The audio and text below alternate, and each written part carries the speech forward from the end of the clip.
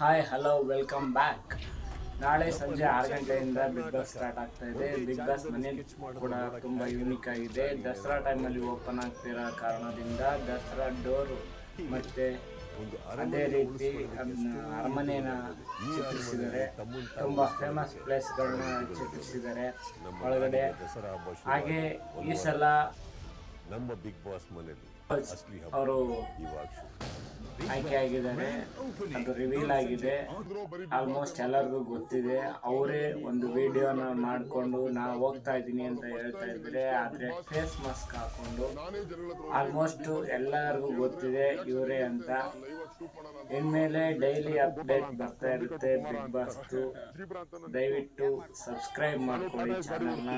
ಹಾಗೆ ಫೇಸ್ಬುಕ್ಕಲ್ಲಿ ನೋಡ್ತಾ ಇದ್ರೆ ಫಾಲೋ ಮಾಡಿ. ಪ್ಲೀಸ್ ದಯವಿಟ್ಟು ಸಪೋರ್ಟ್ ಮಾಡಿ. ನೀವು ಹೋಗಿ ಸರ್ ಬಿಗ್ ಬಾಸ್ಗೆ ಹೋದ್ರೆ